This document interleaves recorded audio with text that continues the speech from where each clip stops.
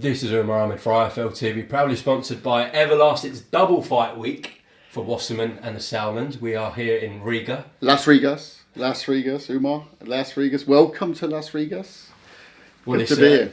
Yeah, it's been my first time in Latvia. Got to shout out the people here. Very nice people. Yeah, not quite as nice as the Geordies. I mean, did you see that? Did you see that one with a microwave overnight? I mean, it's hysterical. But what a crowd up there. It looks like they're having a great time in Newcastle. Big fight week over there.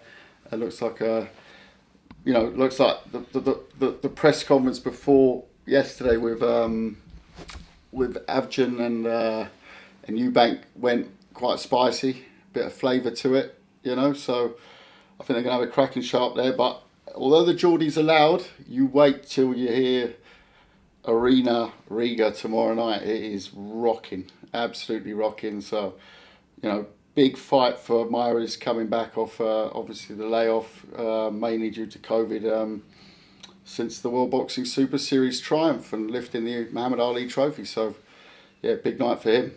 Well, we'll talk about Newcastle. Obviously, your brother Nissa is handing things over there, and Chris Eubank Jr.'s fight week. But forgot to introduce you, actually, the Don of European boxing. I'm with Kalle Sauerland. Do you like that one? Yeah. Well, that's a name that I will use on my business card in future. Yeah, absolutely. Yeah. You can call me what you want. Almost, with a few exceptions.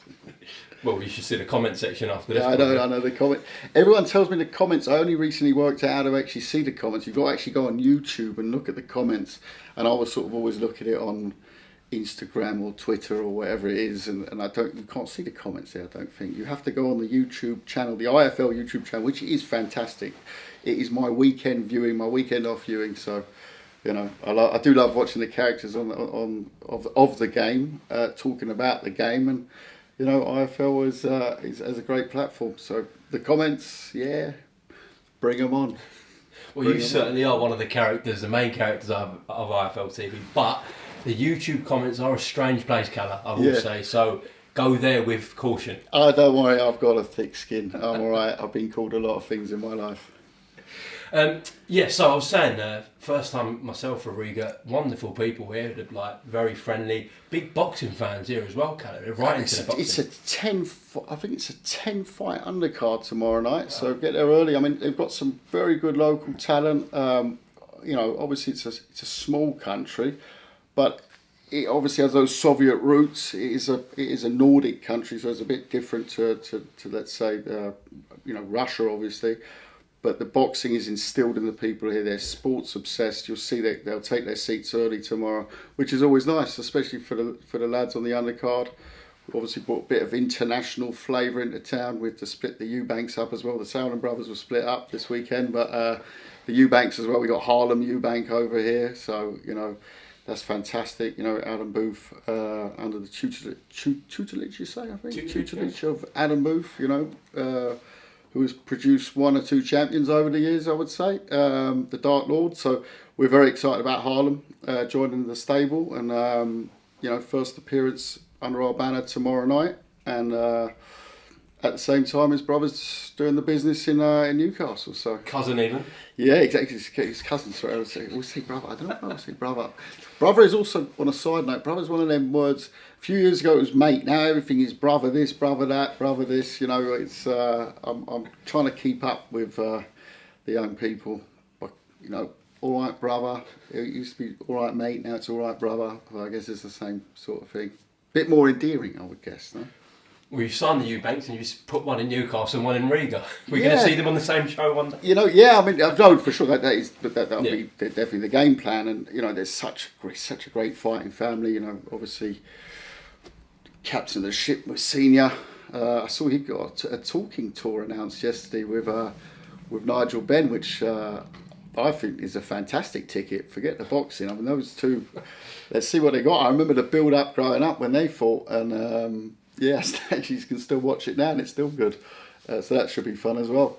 The Eubanks are very active at the moment. Definitely are. We'll come on to them in a second. Got to reception last night, I was checking in, and the man goes, Usyk beats Fury, he said. Usyk beats Fury, yeah. Said that to me and your pal Jamie. Yeah, I mean, Yeah, you know, and I think unless saying major changes, the rematch is going to be a very difficult turf for AJ. You know, we've spoken about it quite often, but he has to throw that big right, and he has to throw it early, and he has to keep throwing it.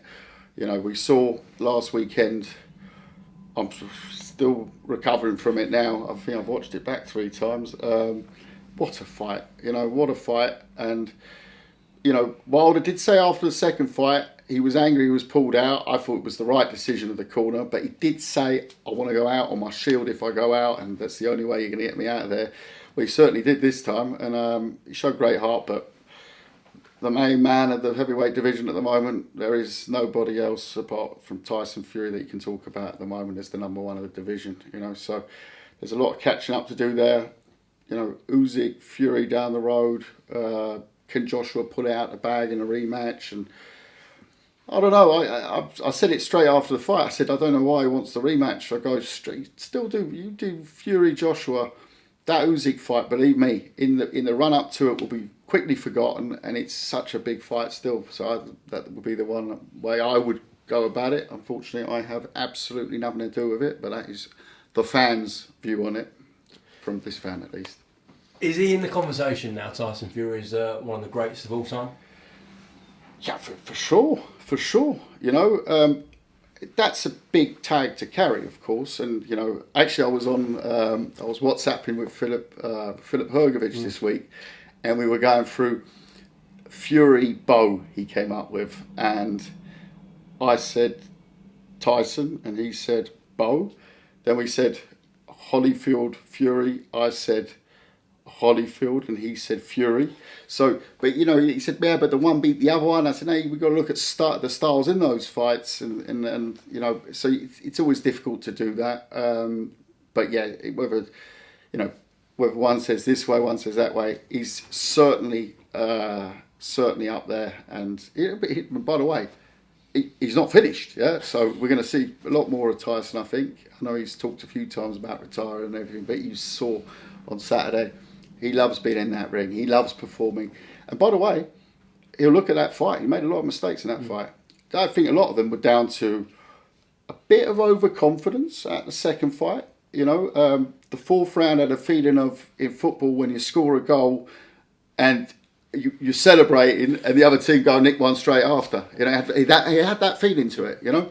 And I think he'll look at that and he'll, you know, he analyses boxing. He always comes and says these simple things, and you know, people, you know, react to it. But Tyson is a boxing man in and out. His biggest asset is not his left, it's not his right, it's not his footwork, it's not his physical attributes. It's boxing IQ. It's all boxing IQ. He would make the most fantastic trainer, and hopefully, and I can't see him leaving the sport, but I hope he doesn't choose to at some stage, and I hope he does become a trainer, because he would bring so much to the sport after his career as a trainer, bringing kids through. I mean, his boxing IQ really is something that I think, looking at it, is, when you say about greats, for me that makes him probably the greatest in my lifetime of watching and promoting boxing. I don't know any fighter who's got a better boxing IQ than he does. This man sounds strange, but when he went down twice in the fourth, I wasn't actually worried or panicking. Were you the same? Exactly the same. It was like, he looked like he was dusting himself off. But you've seen it before. I remember the Cunningham fight was, I can't remember, 5, 6, 7 years ago. He also went down in the Cunningham fight. He's one of those fighters. He's, you know, he's that old school, you know, stands there as well, stand up. And guess what? In a fight, you go down, you get back up, and that happens. You know, and once again, back boxing IQ. I mean, in the first fight, he did cut it very, very fine on getting up, but he was also quite a heck of a punch. But he uses that count well, doesn't he? And you see, and the first lesson to any fighter who goes down is use the 8 seconds you have, because it's maybe not the full. You know, don't stretch it too far, because you can sometimes have a silly intervention by a referee. Then if you're not, you know, if you're suddenly at 8, you're suddenly awake. You know. So he uses that, but that once again is, for me, is his boxing IQ, you know, and he knows how to ride a punch. You know, Wilder, massively dangerous puncher. But you always felt when he caught him, he was riding him and he was pulling away at the same time. So just fantastic. Fantastic. I think it's the calmness you're talking about there with Tyson. You see a lot of fighters get dropped and then scramble. Because I've seen it. If you're a racing driver and you crash your car and you followed the sport for years and you've done it from the days of kart racing and you've had the spins before, a great racing driver won't panic going into a spin. A great boxer won't panic when he gets a cut, when he goes down, when he, and if I look at I think if you look at Eubank Groves, for example, when Eubank got the cut in that fight early doors, that was missing. The corner wasn't saying, look, you got a cut, all right, we're going to change, this is what you got to be doing, relax, I felt like he rushed that fight very much through the cut, and there you see where you can add to your game. And a lot of fighters, even at the top level, still have that sort of panic feeling. I remember David Price. I remember when we fought for the European title against the biggest, fattest doping cheat around, Erkan Tepe, and he caught him. I think it was an uppercut, and part Pricey's problem ever said was, he had this problem with his chin and stuff. He was a big lad, all he had to do was, lean on him and throw the jab, keep him off, hold him, tie him up. But he went in and started throwing, mad punches. And I'm like, oh my God. So you could see that was always, David was a fantastic boxer, a bronze medalist at the Olympics and one of the biggest right hands you'll ever see. But it was that when he got caught, he would go into a panic, and that is something that Tyson doesn't have. He doesn't have the right hand of David Price, by the way, but he has that moment of at the top level. You are going to get caught, and you are going to get, he said himself, I got knocked down, but the other guy's the second best heavyweight on the planet. I get it, those are his words. I'm not quite sure if I would quite agree with that, but he never panicked, and that's what you're saying is exactly. I think a lot of us were like, okay, he's got a bit overconfident here. That's what I thought. But look, he got up at fifth round on. He was back in cruise control. And after the sixth round, there wasn't a second where, especially with the weight, which was I think still a big mistake of Wilder's.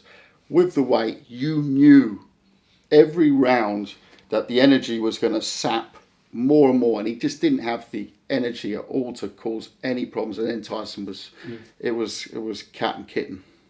Having said that, though, even though he was running practically on empty, what about the heart and desire shown from Deontay Wilder? I said before, fantastic. I mean, for a fighter to say, I want to go out my shield, we've heard it before. He did, and he still got back up, and the way he was put down in the end was frightening, and the pictures they speak volumes. But what a heart.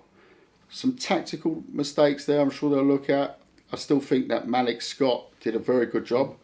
He was boxing the best heavyweight in the world, and that was his night. I looked at the reaction after the fight, and it showed how much it meant to him. To defend him a little bit, people said, he's sportsmanship. I totally agree. You're not that person at that moment who really believed, and it wasn't a case of, right, I'm going to take the X million here and have the third fight and go off into the sunset. He believed he was going to win that fight. That was the reaction you saw, which showed for me, as the paying punter who paid £25 to watch that, and that he believed himself. He believed in himself, and that was the reaction. And some people react one way or the other way, so I don't blame him. I think he's come out now and said the better man did win, which you want to hear. But to get it straight away on fight night, if you look at Joshua Klitschko, Vitaly weren't too happy in the ring after that fight, but that's why Vitaly Klitschko was a great champion, because 100%, also a great sportsman, but at that moment it's very unfair to say, well, you know, he reacted like that, he's a bad sportsman. It's not tennis, right? It's not tennis, and it's, you know, I'm not saying that in tennis you also see moments like that, but he's just been in a hell of a battle. He's just been knocked the F out, and, you know, I think Tyson went over and he did the absolute right thing, first over to the corner before running around, and I think he did that very nicely. And the reaction, I think, was, you know, it showed he cared. Glad to see, though, Deontay put that statement out last night, and I think down the line there will be respect. There will potentially become mates as well. 100%. Well, I'm not sure about the mates part. You'd have to ask Tyson. I can't see them inviting him round for a cup of tea. But at the same time, you say that, but Evander Holyfield and Mike Tyson. No, don't get me wrong. I remember a great story when I was promoting Evander Holyfield. He told me we had a long car drive in Germany, about a 5-hour car drive, and he was telling me these stories. I was sitting there like, oh, my ears are big anyways, but they went fucking huge, and I'm soaking it up. But the one story that Evander Holyfield told me about the Tyson fight after the ear incident, it's a couple of weeks later. They were if I remember it correctly, they were in New York in a hotel. He's in the lift. The lift stops at the 24th floor. Who gets in? No way. Tyson. So they're standing in the lift together. There's a couple of Asian tourists in the lift. They go, oh, and one of them, I think it was Evander, turned around and said, listen, we got paid 20 million, 25 million last week. Do you think we're going to do it for you for free? So, and I thought, so yeah, over years, of course, and actually, my dad has met, when he was inducted into the Hall of Fame, he goes every year, and he sees Deontay, who was always at the Hall of Fame, which also shows his appreciation for the sport. My dad had many nice times with Deontay at the Hall of Fame weekends, and he said he's actually a fantastic guy. He said a lot of nervous energy, and he said that was always for him when Tyson was getting under his skin. My old man said to me, he said, that's going to burn him up. By the time he gets to the ring, he's going to have nothing left. And he blamed it on the vest. And my dad said, in the second fight, my dad said, no, it's that nervous energy. And Tyson is the master of getting under people's skin. And with nervous energy, it's not a good mix. We'll now come on to the future of the heavyweight division, in your opinion, of course, including Al Animal, Filip Hrgovic. But want to ask you about the undercard fight between Frank Sanchez and F.A. Jagba. What did you make of that? Appalling. A disaster. And my promoter condolences go out to Top Rank and to Al Haymon, because they invested big in those two fights. Also the Helenius fight. I mean, that Kovnatski, I'd never seen before, but I'd always seen him in the rankings and thought, Polish from New York, that's normally a good ticket seller. You sort of think a bit about Galota back in the day, sold a big load of tickets in the States, and I just thought, and then when I saw them, I thought it was some sort of a wind-up. I mean, we released Robert Helenius 7 years ago, yeah? And Robert, to be fair, he looked like a young man. Yeah, this Polish guy was absolutely diabolical. I mean, if you would have told me it was a journeyman, I would have said, all right, fair enough. He'd done a good job there. He looked, forget the fact that after the first round he couldn't see out of two eyes. He was disastrous. The second fight, a Jagba that cracked up to be the next African hope. Yeah, well, if that's the hope of Africa, let's all pray for Africa. I'd say, how can you go as co-feature to one of the biggest heavyweight fights in recent years? As co-feature, the eyes of the world are on you. We're all staying up, and the eyes are closing, and then this comes on. I understand they're both trying to play counter-punching, but they didn't throw a punch. I mean, Sanchez, yes, he threw a cut every time, but it was so negative. I mean, and then you saw after that this amazing main event, and you're trying to tell me that they're going to be replacing one of them in the future of boxing. Forget it. Write-offs, absolute write-offs, get a different job, I don't know. But it's terrible. So the only one out of the four that impressed me was Helenius. thought he did very well. But again, against the journeyman, you know. I mean, how this guy was ranked number 1 in the world at one. I think he was number 1 in the world or something. Was right, he was right up there. Yeah. I don't know. That for me, that is. I don't know.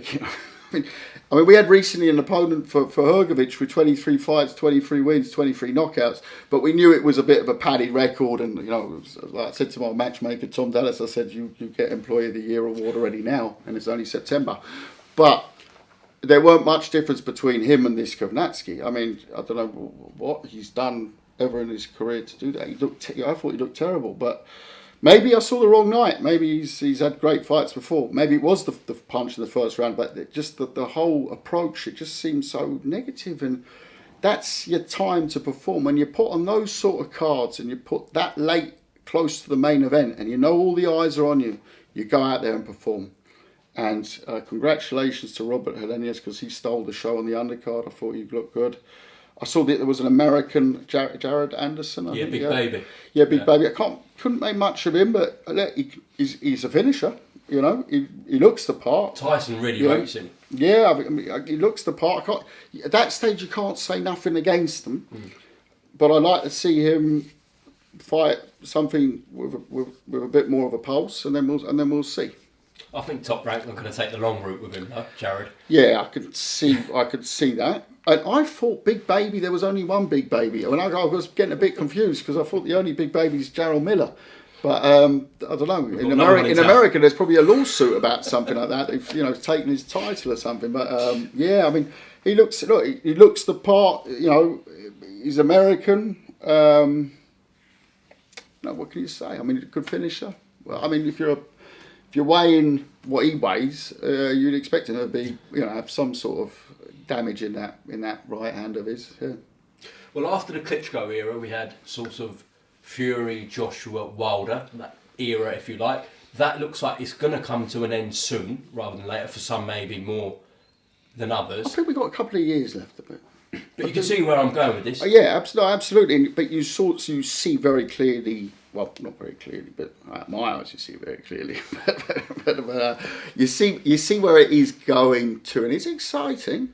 When you look at the likes of El Animal Hrgovic, when you look at Joe Joyce, when you look at Daniel Dubois we'll come back into it. Nathan Gorman, I think from the UK, our boy, he's also going to bring something to the mix, and I think he can step it up.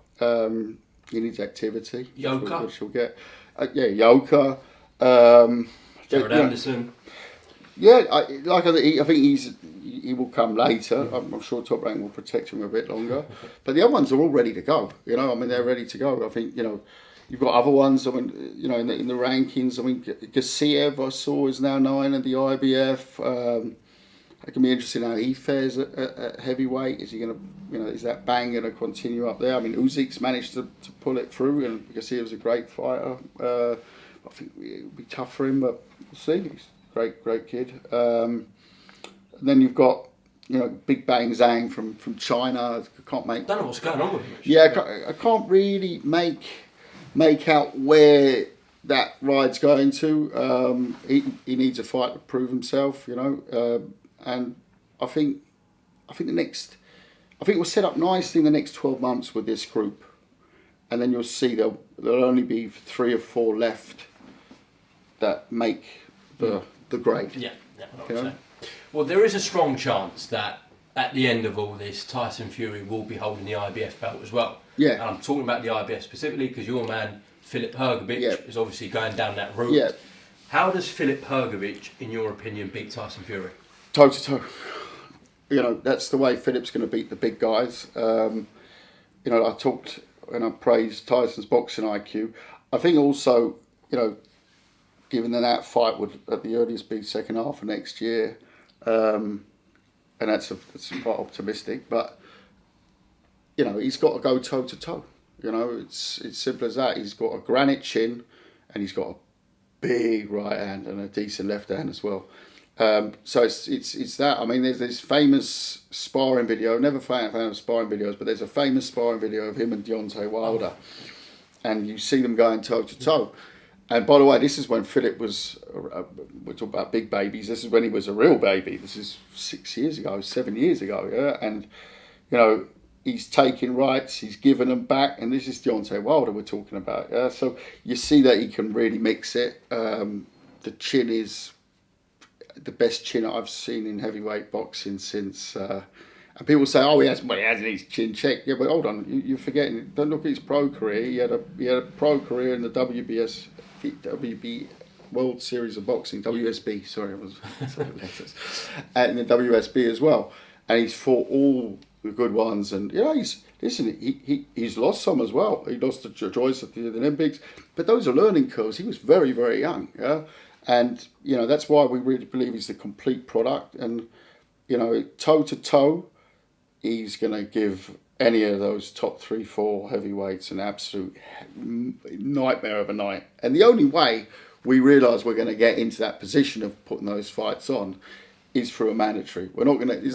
There's no promoter who's going to wake up. Oh, crikey! We're looking for a voluntary defence for whoever the champion is. They're not going to call Filip Hrgovic. We're having murders going through the top 15 in the world rankings to get him the eliminator, which is going to take place in December in the States. Has that situation progressed at all?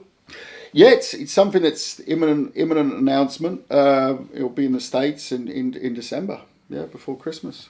So against an American? We're working on it. Well, crikey, if I could, I wish I could just sit there and say against an American. but we are working on it. I am optimistic though.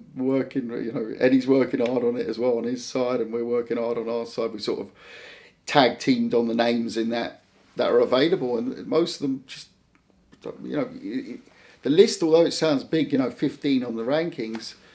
Which is not actually, I think we take out Hrgovic, and I think there's a position 3, so it's 13 names, but there's a lot that, Warlin is on there, he's fighting obviously Dillian White, and you've got other guys who are contracted, they're committed, and unfortunately, there's a few that are committed to fear as well.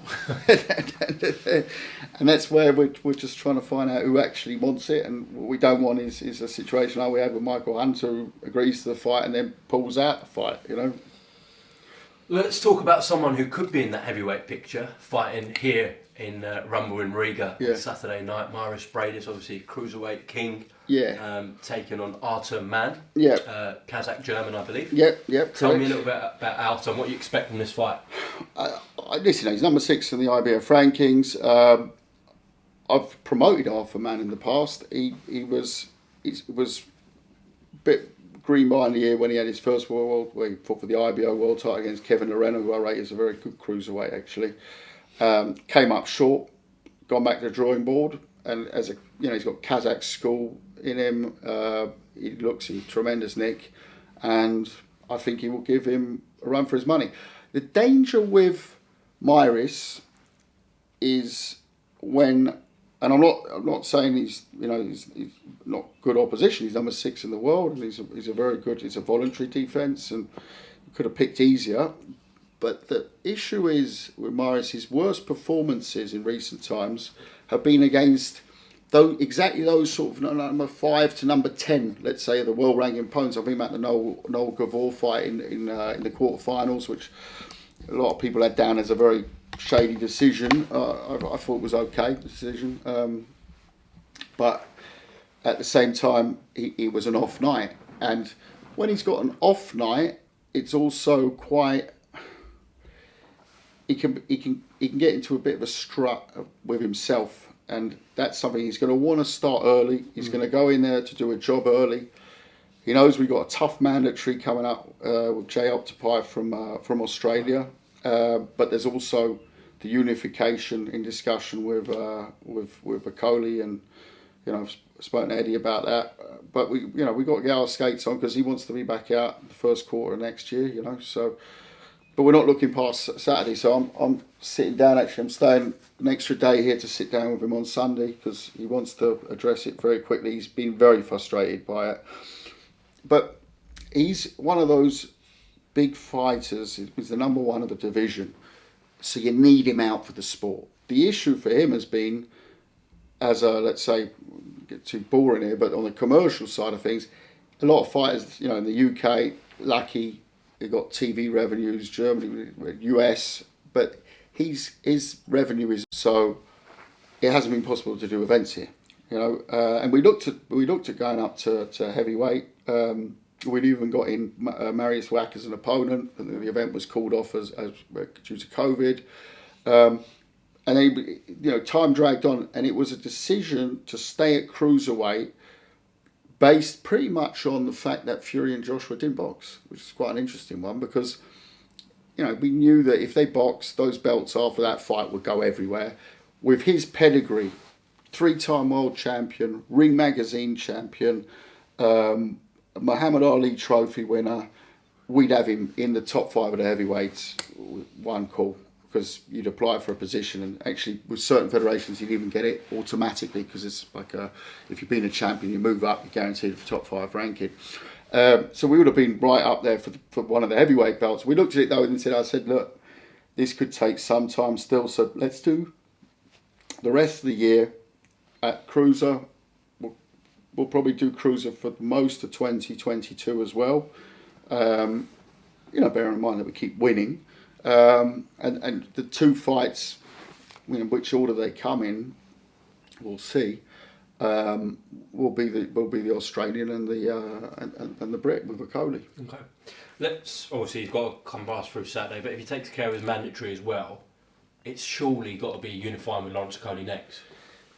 Surely, yeah, Umar, but you're coming from a UK perspective. I mean, there are a couple of other belt holders, but yeah, no, I mean, that's the fight we want to make. That's the fight. I mean, Lawrence was very vocal about it. Mairis, by the way, sent his trainer over to watch the fight. At Tottenham.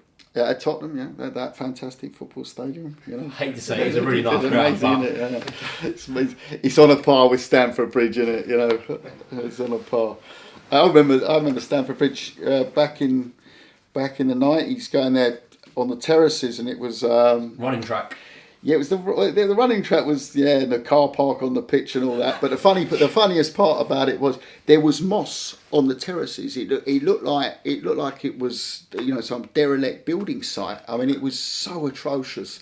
And they always made this big thing about the shed and the shed, all the shed. But the shed really looked like a bloody shed. It was absolutely. I don't know. I never got Stamford Bridge. The atmosphere was always shite, but. Sorry, that's the Tottenham rant there. Nice part of London, isn't it? I was just about to say, if you told me where should we meet for a pint before a football match, would it be down the King's Road or would it be up Tottenham? I would side with you on that 100%. And Abramovich has helped to bring in a few more fans as well. Yeah. We flew over Tottenham and said no, didn't he? That's how I think the chopper went over. He looked at Tottenham and said no, thank you. I think the thing is that the area hasn't really changed despite the stadium. So you've still got the High Road, which is Tottenham High Road. I love it. It's the old walk down the Seven Sisters Road. I always say for the away fans, the longest walk in the country, but it is, It's probably the only area in London that hasn't quite developed with the sort of gentrified, Clapham, Clarms, Batterseas, Battersias and whatever. I don't know, Tottenham, what are we going to call it? Tottenham. Yes, there we are. We just said that. Frank says the same thing about Arsenal. He says nothing's changed around the stadium. No, you can't. Hybrid. I mean, first of all, which stadium? Because we stayed on our site, and Arsenal's but the Arsenal I know, Highbury, the Clock End, the North Bank, which was actually a great fan stadium. It was good, always good away day down there. I remember they used to tear the toilets out every time Tottenham went there. They literally ripped all the urinals out. It was mayhem down there. But the stadium was a great stadium. As a Tottenham fan, the Clock End, you had the North Bank, and they sold it and they moved on, to the Emirates. So I don't know what Frank's talking about because it's a different part of London, but yeah, I mean, he's obviously a Highbury original, so I'll take his word for it. But I have heard that from my gentrified friends that Highbury is now a bit different than the Highbury back in the day. It's all. What are they? It's the Sawyer Latte crew. And I think what he was saying, like once the Emirates was done, like the rest of the place wasn't like built up.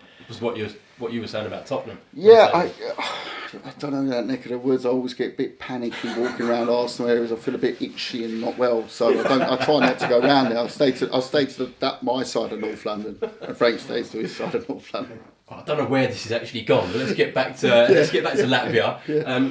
What's the situation with UK television for Briedis' fight on Saturday?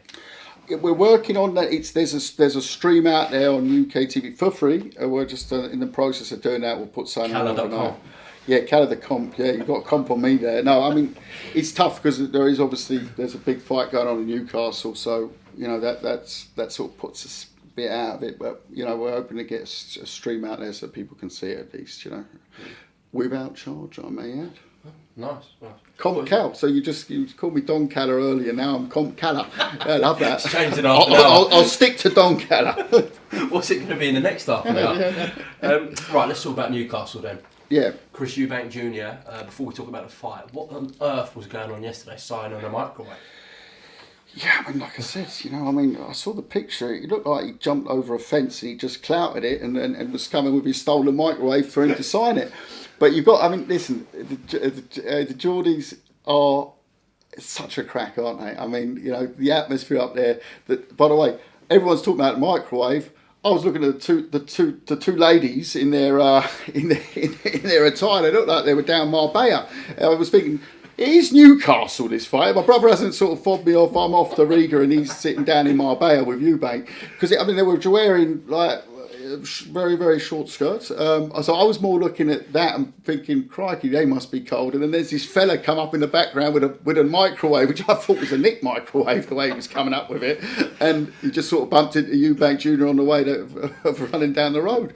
It was, it sort of went viral. I got back to the room last night. My brother's gone, have you seen it? It's gone viral. And I'm like, what the hell are you, what? First of all, I was thinking, what have they done now, right?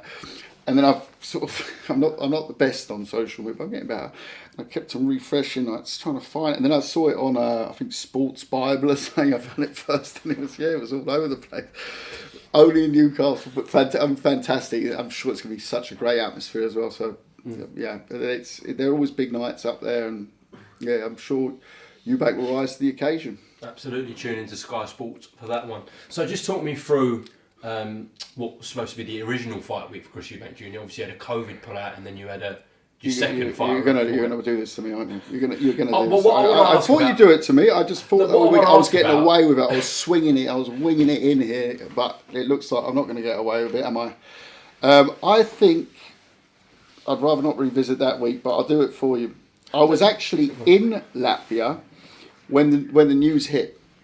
It was the week before the fight, the weekend before the fight, we got news that Elbia was positive. So, my first reaction was, you know what, please be some, what are they called, false negatives, positives? False positives, that's it, false positives. So we sent him off saying, can you do a PCR, double check, triple check, quadruple check. And at that stage, I just thought, no, all the shit, and sorry for the language, but that really is what it is. What we've been through before that fight, what he'd been through before that fight. Yeah, forget me as a promoter. That's just my job. I'm there to put out fires. But what he'd been through emotionally and physically with the COVID as well before that fight, it was just like it just can't be. And then anyway, so spent the weekend finding. We found the two opponents. We've got Muratov. We found what's the other one? Avcin, who ended up now being the opponent. Muratov and Avcin, and we made a call on it on the basis of who was closer to the weight at the time. So Muratov's come in. And on the Friday, there's a difference between the British board medicals and the European medicals, and quite long story short, some of it is obviously confidential. But he couldn't box, so we're there, 8 o'clock Friday night, thinking right, there's me, my brother John Wishoes, and Tom Dallas, our matchmaker, and they're just I'm watching it because I don't know if agents, I don't know if fighters, and they are just rattling off. I mean, it looked like the stock market back in the 80s. And, you know, we sort of found a replacement within the undercard. And then we slept on it. And then we said, nah, it's, you know, I know it's about getting him out, but there was just too big a gap. And it wouldn't have felt right. So, 10 a.m, spoke to Junior. After telling him in the evening we probably got a replacement, I had to call him in the morning and say, you're not fighting. He thought he was a joke. Yeah, so he thought this was a wind up. And on the basis of that, we quickly decided we have to get him out. We have to move fast. And that's where we came up with Newcastle, you know, because it was, you know, it brought over. It was an emotional camp for him. Let's not forget the emotions in that camp. And people talk about boxing, they forget the emotional background around this fight. And that is something where Eubank is such a pro. You know, people can talk to me about they don't like him, they like him, they whatever. You know, he is Marmite. You know, he's not everyone's cup of tea. Nor was his old man, by the way. But you saw his old man swing opinion through his career, going from the most hated to, in the end, he was actually very much a loved figure. And the more people see Junior, by the way, they're gonna like more and more like the guy as well, because he's a cool character, he really is. But he was so happy to just go out and ply his trade 2 weeks later. I mean, he has to keep weight in that time as well. So it's like, it's an extension of the pain of keeping weight. And done that. And yeah, he's raring to go. Hasn't helped his opponent that he came out and said, you didn't want to fight me and this, that and the other. He's fuming about it, and it's not. Oh, he said, did he really say that? And I said, well, I don't know, you know. So he's in fight mode for tomorrow night, that's for sure. So what on paper should be a good sort of stepping stone to the next fight, suddenly turned into a bit more of a spice for him. So I just hope the emotions don't take too much. You know, you never want to make mistakes. And I know Avjan from promoting in Germany. It's a big ticket seller in Nuremberg, big fan base down there. Hasn't lost in 7 years.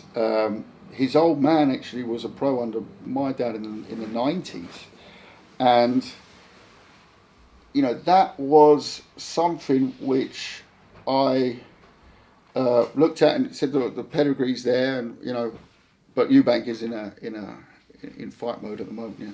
Okay. Is the target next summer a massive pay-per-view fight with the winner of Golovkin Morata? Is that the target? Andrade maybe as well. Saunders as well. Billy. I don't know if he's going to box again, is he? So I think Billy's a fighting man. I would be surprised if he just stepped back like that. I can't see it, but if you chuck 5 million at him, yeah, exactly, and potentially we can not say we can chuck 5 million at him, but we can make it interesting. Yeah, we can make it interesting, and I think that's huge. I think all those fights are huge. You know, I think domestically also Liam Williams is a big fight.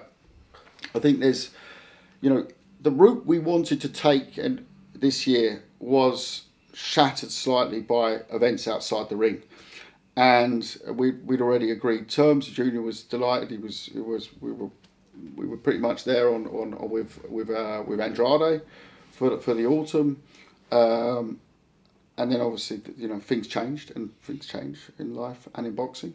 So we're going a little bit of a different route. He'll be back out in December again. People, that will not be against Golovkin. Please stop writing. You know, is it Golovkin in December? No. Who's asking that? You know, a lot of people are.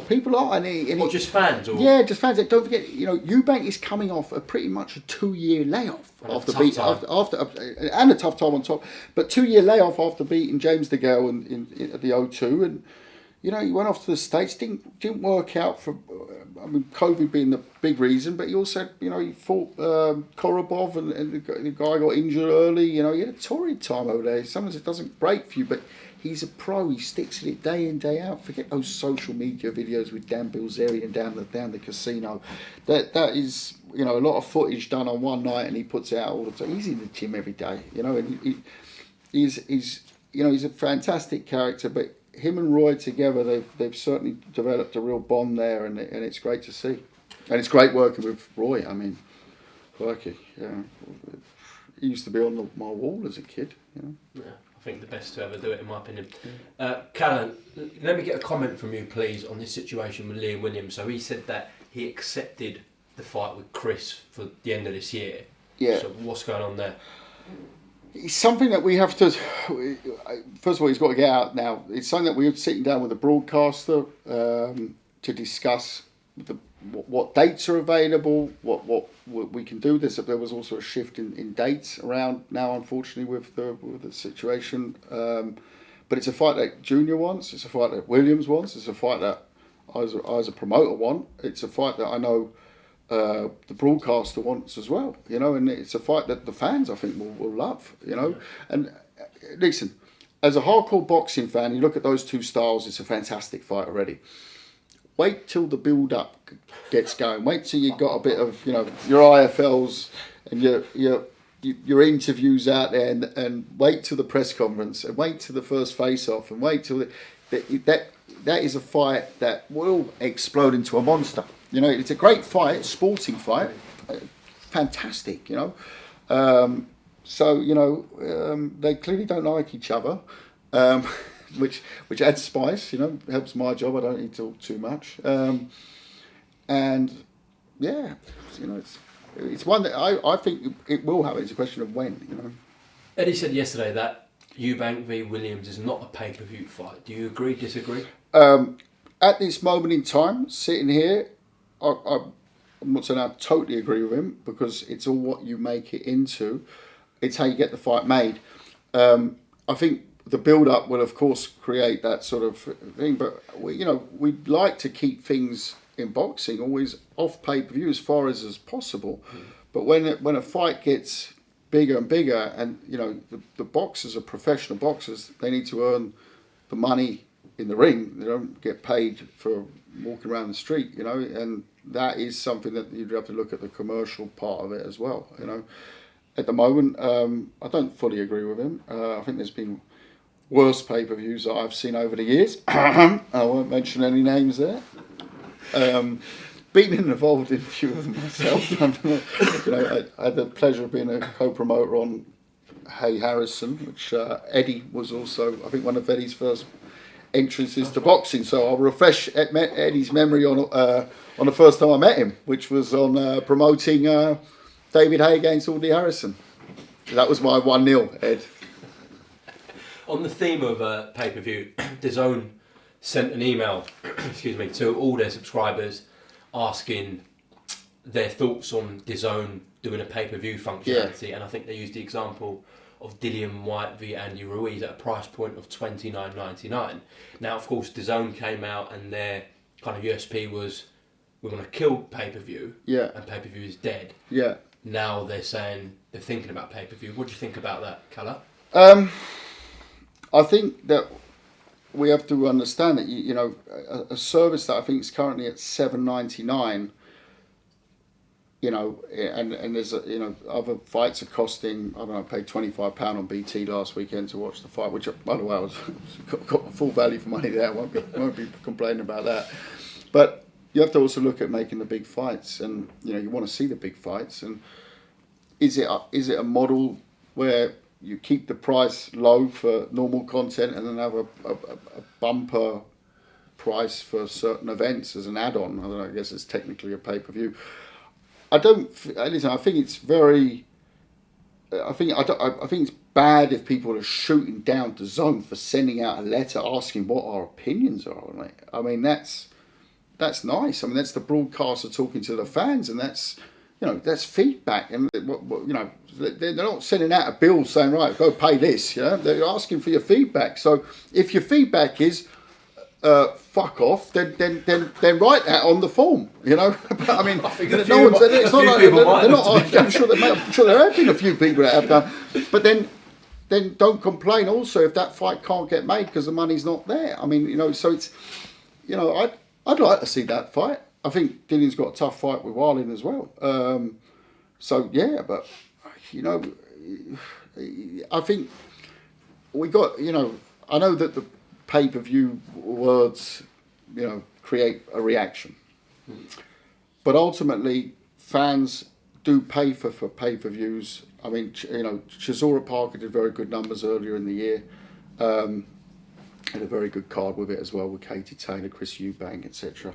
But there were good numbers on Sky, yeah? And that's supply and demand, So you could say, well, why are people paying? And I would say, why the hell are kids paying $1,000 for a pair of trainers, right? I mean, I don't know. I wear Stan Smiths that cost 90 quid or 70 quid or whatever they are. Why should I pay $1,000 for a pair of trainers?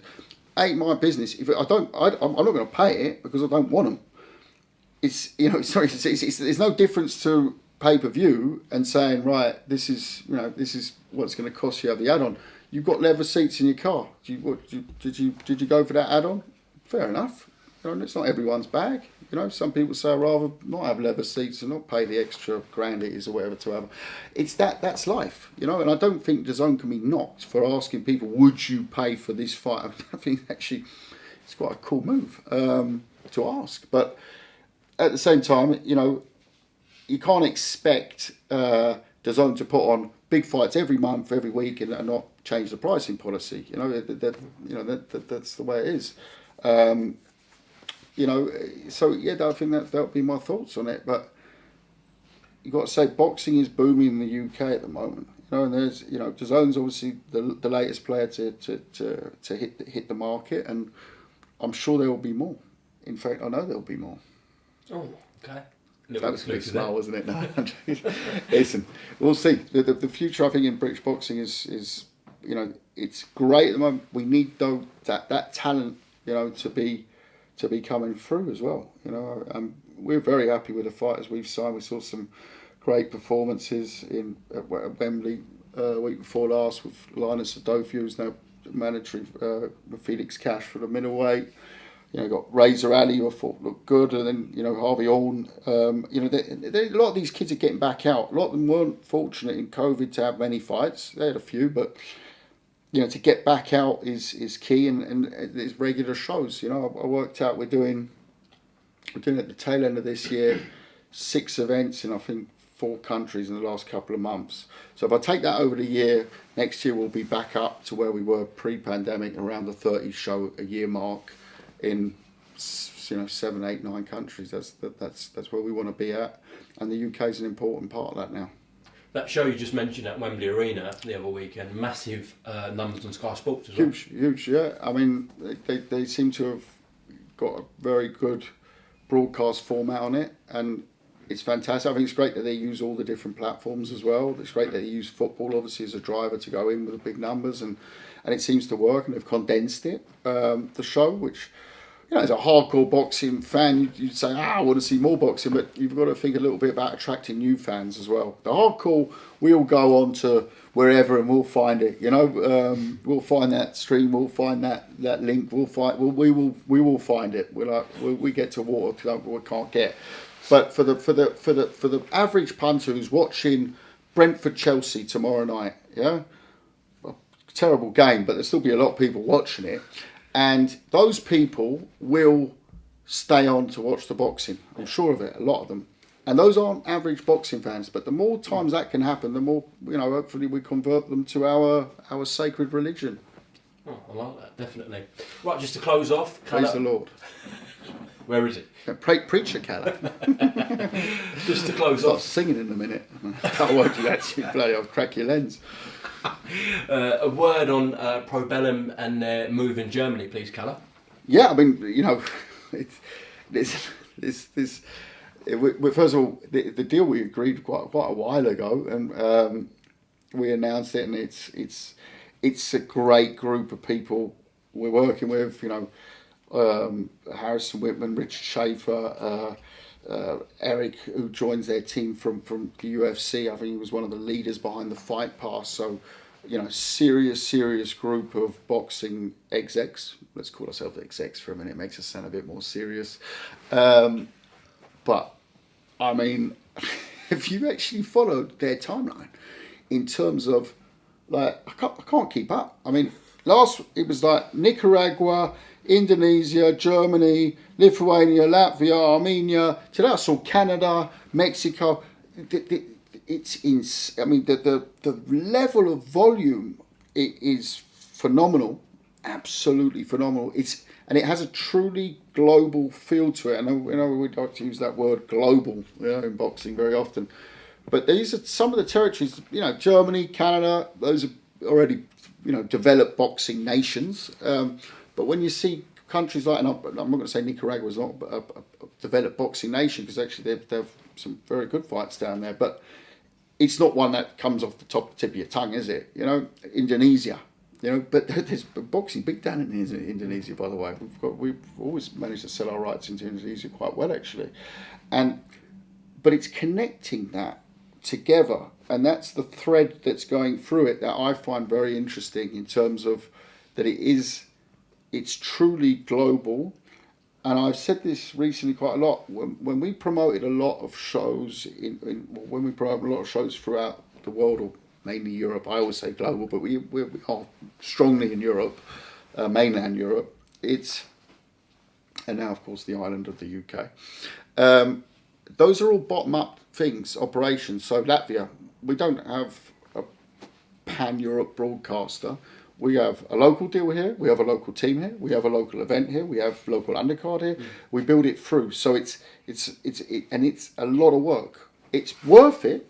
You'll see the result in the end tomorrow night. But that seems to be a very smart move, I think, from Probellum when they look at the global picture. That they have not said, all right, we'll just go out and announce the US, the UK, and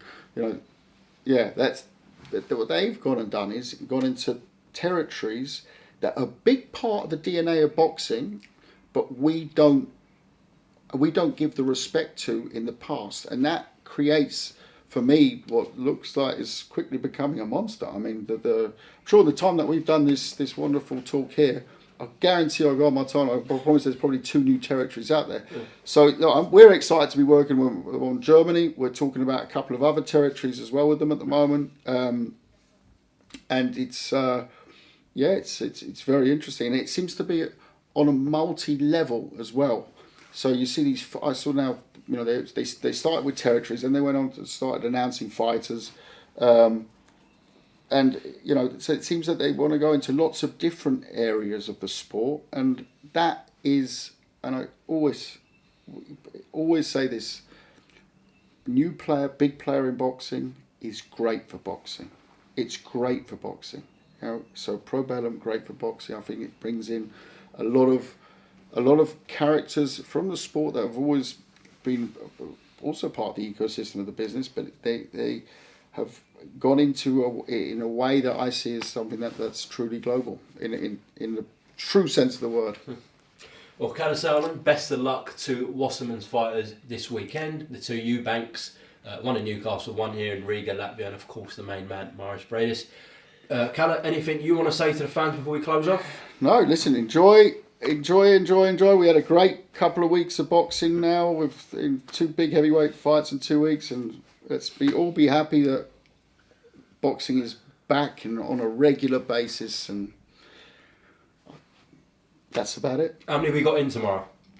How we got in there tomorrow night? It will be full as what we're allowed here, so around 6,000-7,000, which is it's going to be rocking and rolling. Yeah. And, let's not forget, this is the same arena where the referee didn't hear the bell with Glavatsky because of the atmosphere. Yeah, it will be red hot. Kalle Sauerland, appreciate your time here on IFL TV in Riga, Latvia. 50 minutes, so I do appreciate that. Pleasure. And we will speak post-fight, hopefully after Mairis defends his world title. Absolutely. Thanks, Umar.